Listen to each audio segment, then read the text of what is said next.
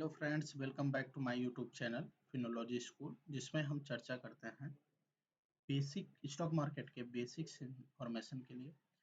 तो आज हमारा जो टॉपिक है कि जो नए नए लोग आते हैं वह कैसे जल्दी लॉस बुक कर लेते हैं और डर जाते हैं स्टॉक मार्केट से, और इसको कहने लगते हैं ये जुआ है।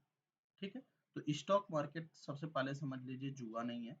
रीजन क्या है कि इतने पढ़े लिखे लोग, कंपनियां सारे इन्वेस्टमेंट कर रही हैं, सारी चीजें कर रही हैं, तो जुआ कैसे हो सकता है?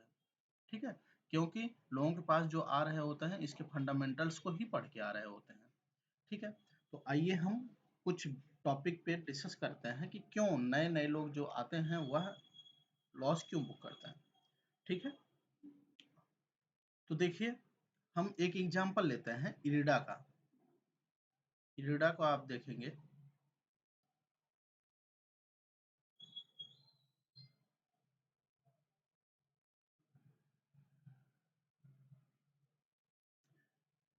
इरिडा इरिडा जो है यह रिन्यूएबल एनर्जी के लिए काम करता है। ठीक है। Indian renewable energy development authority, ठीक है, इसका फुल फॉर्म है। तो यह देखिए, सबसे पहले इसको आप देखिए कि यह आया हुआ है मार्केट में। कब आया?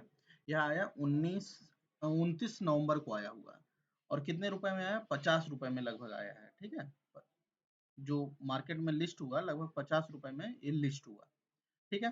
तो जैसे ही जिस दिन खुला उसी दिन यह कितना पे चला गया? 56 पे चला गया। अप्रॉक्स 10% का ग्रोथ।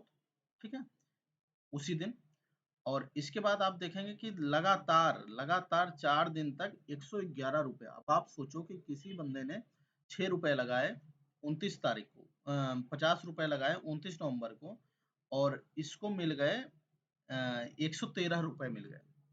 ठीक है, 113 रुपए मिल गए। अब क्या करेगा जो नया नया बंदा आएगा, वो उसको फंडामेंटल से कोई मतलब नहीं होगा, फंडामेंटल पे इस पे रिसर्च नहीं करेगा। उसके दिमाग में आएगा कि भाई इस पॉइंट रोज डेली हाई लगा रहा है। ठीक है, वो यही सोचेगा कि ये डेली हाई लगा रहा है और हमको इसमें पैसा इन्वेस्टमेंट कर देना चाहिए। यहाँ से देखिए, डेली ये तो अमाउंट दिखा रहा होता है कि कितने लोग एंट्री मार रहे हैं, इसलिए ये ग्रीन बन रहा है। तो यहाँ पे देखिए ये डेली आएगा, जो मार्केट में नया नया आया रहेगा वो देखेगा कि डेली बढ़ रहा है, और 29 से 13 नवंबर मतलब कि लगभग 20 दिन में पैसा जो हो गया हमारा दोगुना हो गया। ठीक है। तो वो क्या करेगा कि यहाँ पे आके कहीं खरीद लेगा। अब मान लीजिए कि हम वो बंदा कर किया 12 तारीख को उसने खरीद लिया। अब सोचिए 12 तारीख को खरीदेगा, हाँ चलिए दूसरे दिन 121 रुपए बढ़ गया।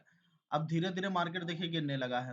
अब 96 रुपए पे आ गया। अब वो क्या करेगा कि इसी 96 रुपए पे लॉस बुक करके निकल जाएगा, मार्केट से ही निकल जाएगा।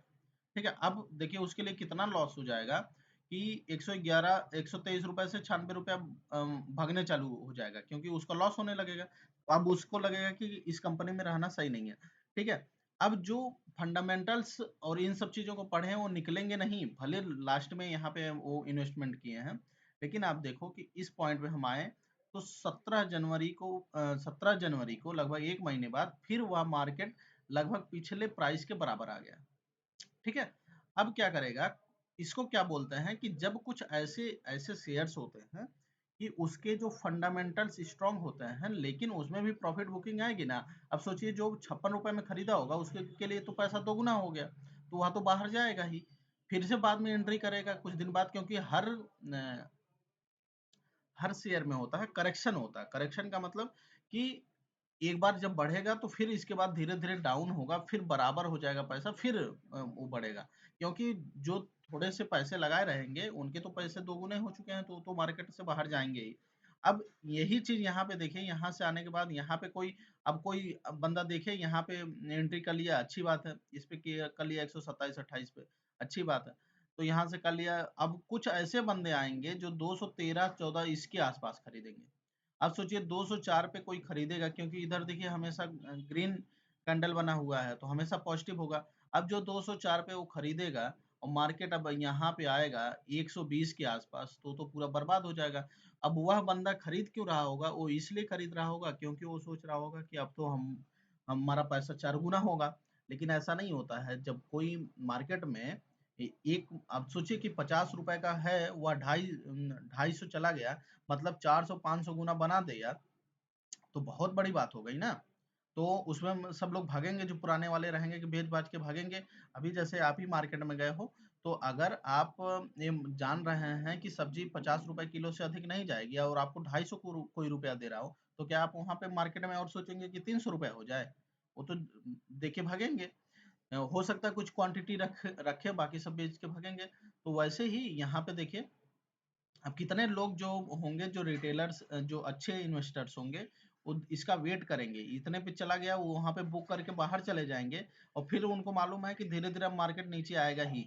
मालूम है ऐसे चल जाता है, क्योंकि जब एकाएक बढ़ता है फिर तो नीचे एक बार आना ही है, तो वो वेट कर लेंगे। अब जैसे सोचिए कि यहाँ पे 182 बयासी 21 फेब को था, और एक और 8 अप्रैल को भी 181 ही है।